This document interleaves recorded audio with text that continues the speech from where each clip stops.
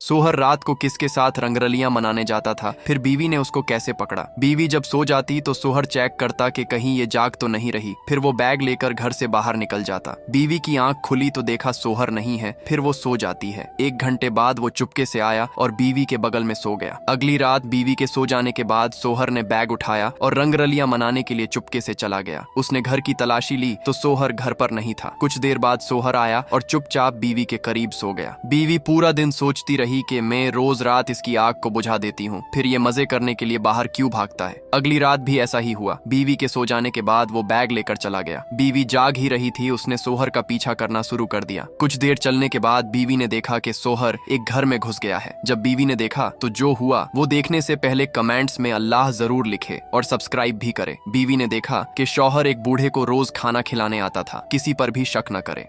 सोहर रात को किसके साथ रंगरलियां मनाने जाता था, फिर बीवी ने उसको कैसे पकड़ा। बीवी जब सो जाती तो सोहर चेक करता कि कहीं ये जाग तो नहीं रही। फिर वो बैग लेकर घर से बाहर निकल जाता। बीवी की आंख खुली तो देखा सोहर नहीं है। फिर वो सो जाती है। 1 घंटे बाद वो चुपके से आया और बीवी के बगल में सो गया। अगली रात बीवी के सो जाने के बाद सोहर ने बैग उठाया और रंगरलियां मनाने के लिए चुपके से चला गया। उसने घर की तलाशी ली तो सोहर घर पर नहीं था। कुछ देर बाद सोहर आया और चुपचाप बीवी के करीब सो गया। बीवी पूरा दिन सोचती रही कि मैं रोज रात इसकी आग को बुझा देती हूँ, फिर ये मजे करने के लिए बाहर क्यों भागता है। अगली रात भी ऐसा ही हुआ। बीवी के सो जाने के बाद वो बैग लेकर चला गया। बीवी जाग ही रही थी, उसने सोहर का पीछा करना शुरू कर दिया। कुछ देर चलने के बाद बीवी ने देखा कि सोहर एक घर में घुस गया है। जब बीवी ने देखा तो जो हुआ वो देखने से पहले कमेंट्स में अल्लाह जरूर लिखे और सब्सक्राइब भी करे। बीवी ने देखा कि शौहर एक बूढ़े को रोज खाना खिलाने आता था, किसी पर भी शक न करे।